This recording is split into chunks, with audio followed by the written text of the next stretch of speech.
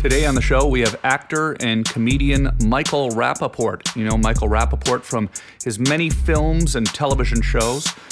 Right now, he is also doing one of the great podcasts on the internet. Check out Michael Rapaport's podcast everywhere you listen to podcasts. He's always entertaining. He's never at a loss for words. Michael Rapaport will be joining us in just a second. First, though, I want to check in with my mom. Mom, how are you?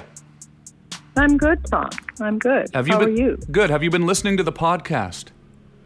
I have. I've been listening to your podcast. Yeah? Are you enjoying it, or? Yeah, no, they're fun. Yeah. Do you want to say anything to everybody listening since you're on it this week? Yeah, well, everybody, I hope you're all well and keeping safe and following all the guidelines that your various governments are giving you, because this is a pretty serious situation we're in. Pretty serious thing, but we're worldwide right now, right? We're worldwide. Right, I know. So that's why I said various governments have different, rules. I noticed that. I noticed you were sort of speaking internationally right out of the gate. There you go. Because you're pretty savvy to this. You're pretty savvy to this broadcasting stuff. Right? Well, I've learned along the way with you, Tom. Absolutely. We have Michael Rapaport on the show today. It's going to be so awesome. You know Michael Rapaport, right?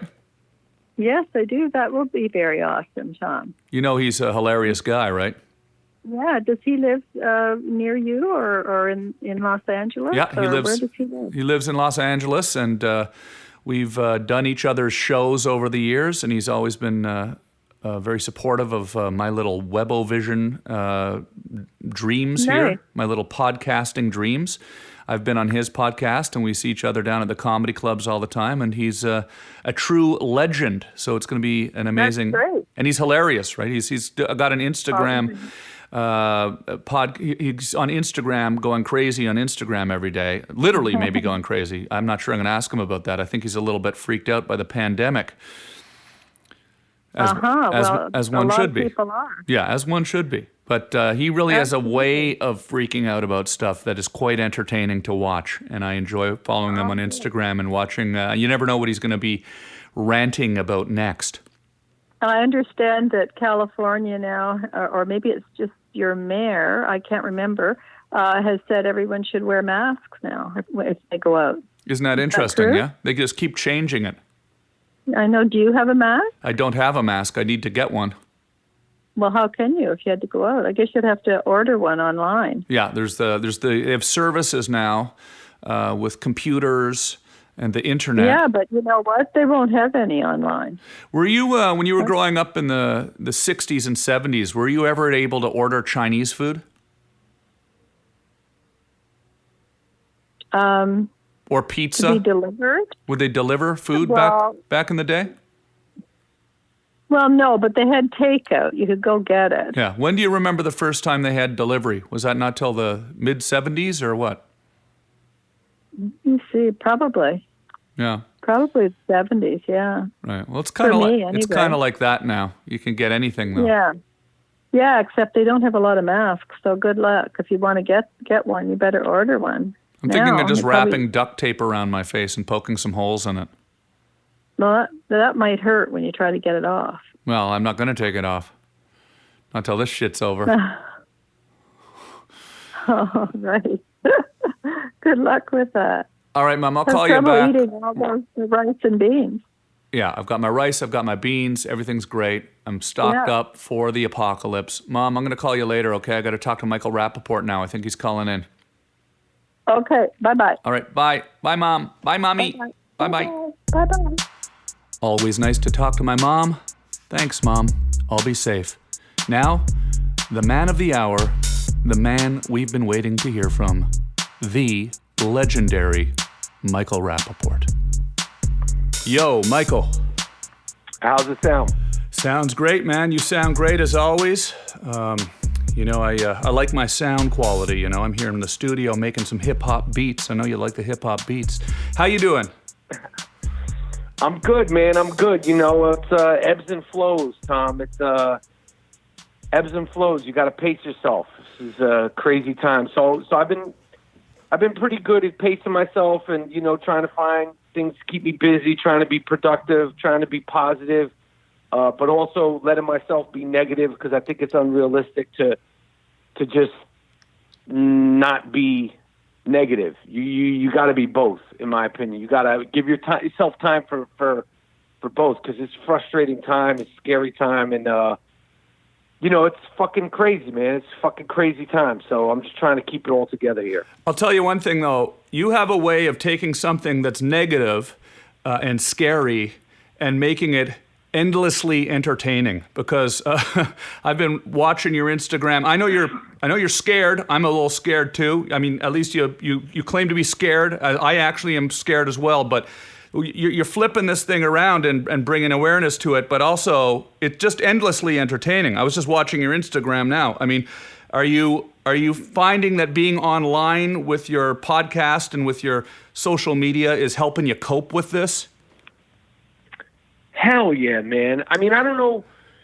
Listen, I don't know what we would do. I mean, obviously, God forbid, listen.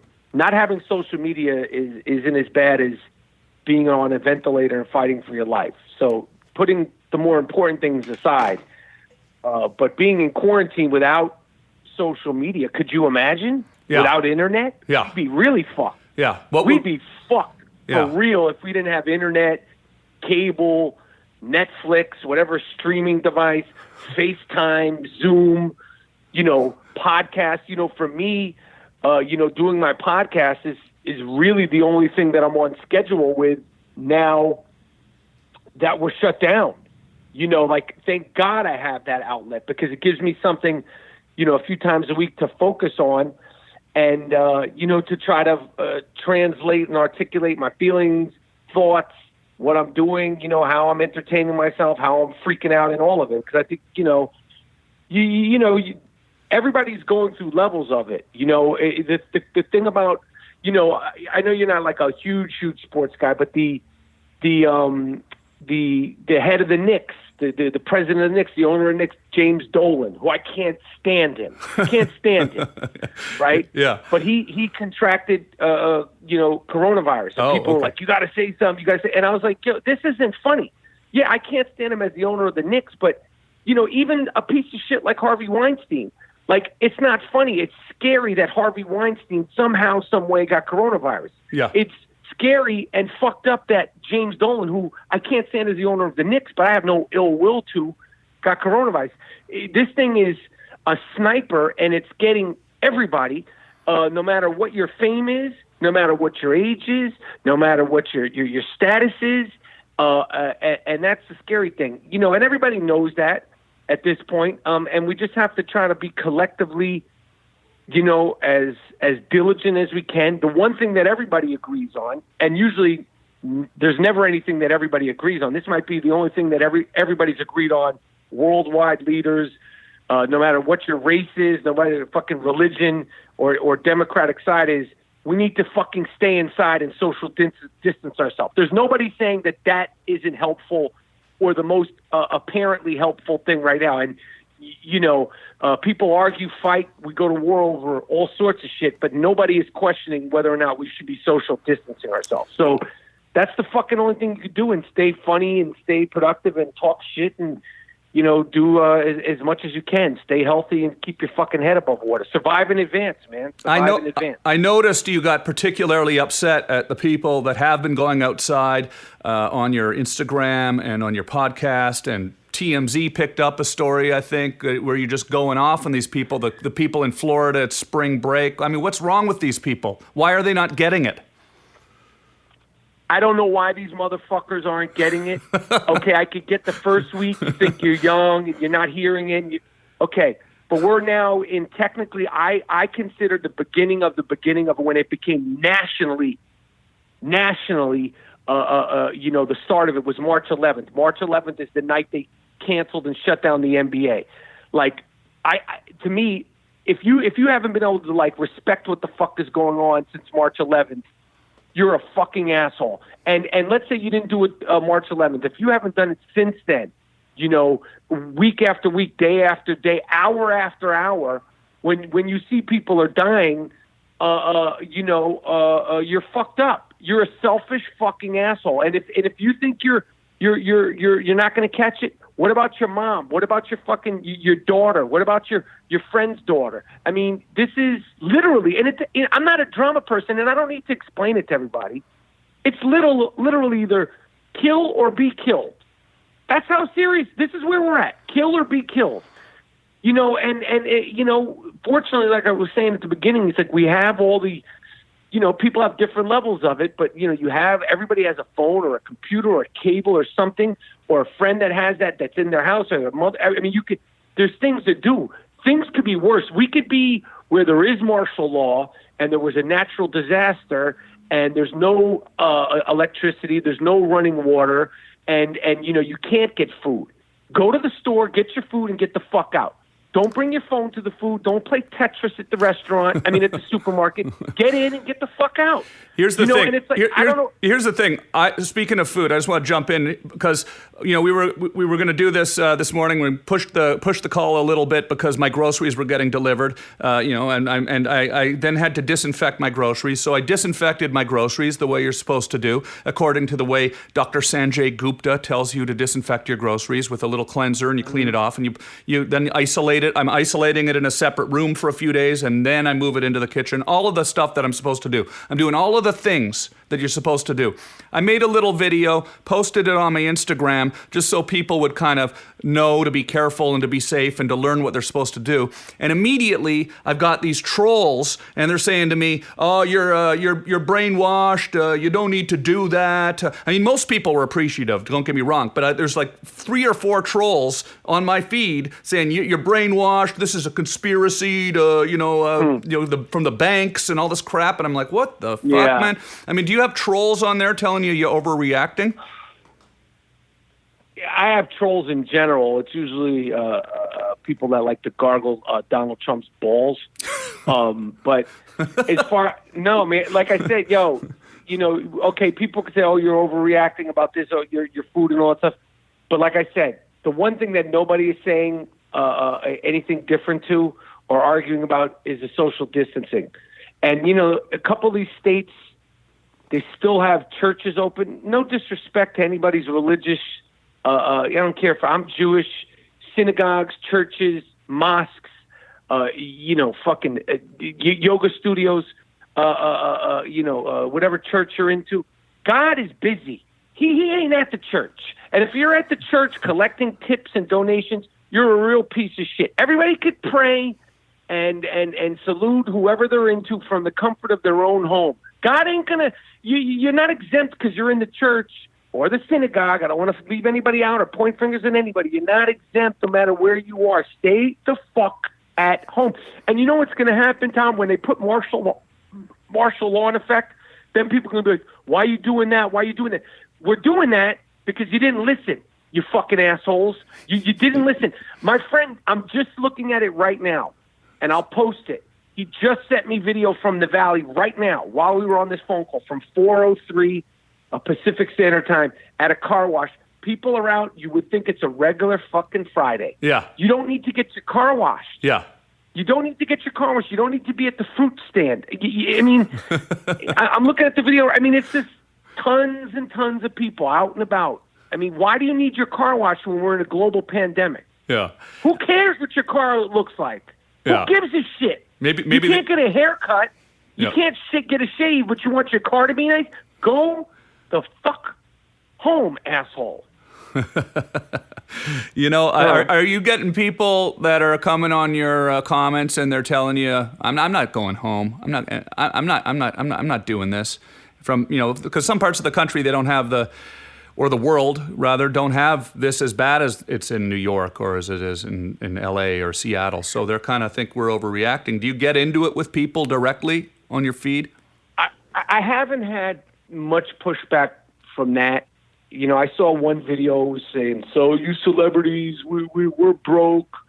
We don't have to. Who are you to say where we should be?" And this guy was in like this brand new, fashion forward, plush white sweatshirt, complaining about how I'm like, if you didn't fucking spend so much time buying, a brand new white sweatshirts, maybe you wouldn't be broke. You're not broke. You're just trying to get your ass home, asshole.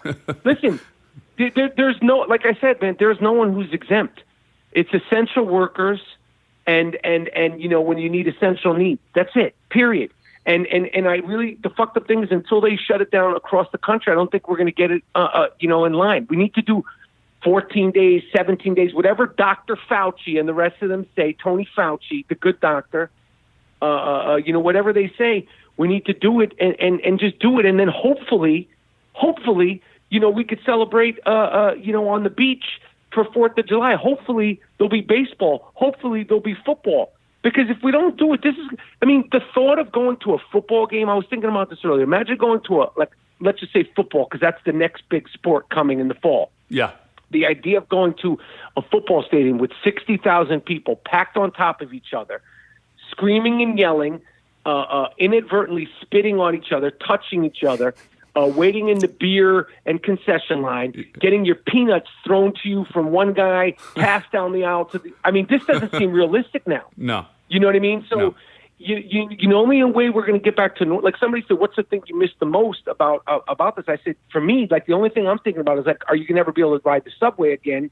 Are you ever going to be able to ride a bus again? Are you ever going to be able to walk down the street and not be freaked out when you bump somebody? I'm in New York. The basics, the idea of going to a movie theater, both of us do stand up. This seems, have you been able to focus anything on literally writing or stand up comedy in your head or writing anything? I've been writing, but it is strange not getting up on stage. We're always jumping up on stage, whether we're on tour or we run into each other at the comedy clubs here in LA all the time, and we do this every night, and it's cathartic for me, and I'm sure it is for you too. Do you feel that absence of that outlet for you in your life? I feel that absence of it, but more than that, I have some ideas and all that stuff, but. Then I go, well, when the fuck am I going to do this? When's this happening? Yeah. It's the same thing I'm saying about a football game. It's in my head, it's stand-up comedy? That shit's not happening for a while. Yeah, for a while. It's very strange. Not for me. Take scrupulous notes. Put your notes get a notepad. I leave a notepad out and I write, because I think it's times like this where ideas... just start flowing. And, that's right. That's the reason why I'm doing the podcast too. And I'm sure you're getting so much out of your system by doing the podcast as well. For sure. It must be strange for you not having sports though, because you are such a huge sports fan. You talk about sports in your show. Is it weird just not having a sport to watch right now? It is weird. And for me, this time of year is basketball and basketball playoffs, and it really starts to become the best of the NBA. And my entire life, we've had that, and but it's not. I'm not trying to sound. It's just sad to me. Yeah, it's sad to me. Not that I don't have sports. It's sad to me that we can't go to a coliseum, an arena, to watch sports. It's demoralizing. It's disheartening. It's sad to me. It's scary. You know what I mean? It's fucking crazy. That you literally can't do that anymore. So, of course I miss it, personally, but the bigger thing is is this, is this ever going to come back? I do believe that it will come back. I feel like we will be okay. But I just don't know when. I don't know if it, and then that's the big thing that nobody knows the answer to. But it's unusual, it's unusual, and it's just a trip. So it's interesting. I'm just trying to, it's interesting to me how I've been talking on the podcast about how it's bringing people together in a way. People are calling each other on the phone, talking to each other more, thinking about the world more. Do you think that there will be any good that could come from this? Do you think that our society is going to think a little harder and more introspectively about what we're doing to this planet and to ourselves? Or do you think it's just going to go back to normal? Well, I think for the most part it'll go back to normal, and that is what it is. I know I'm not going to be, sit up here and say, oh, this is a life-changing thing, because it's I was watching this dude talk about how he was in jail. When he was in jail, he was reading all these books. He was talking about in regards to this. He was a guy, his story. He was in jail for 11 years. He was reading books. He was getting all, righteous and this, and as soon as he got out, that shit was, fuck all that shit. Now, I think, obviously we're going to learn a lesson that real things could happen. Like, oh, that could never happen to us, which was really the attitude of all of us, including the government and the news reporters. We all were like, come on, they had China, okay, yeah, Italy. And, I've never been to China, but I've been to Italy a few times. But in your head, you're like, well, that's Italy. Oh, okay, well, that's France. Oh, that's China. And then the next thing you know, here we are.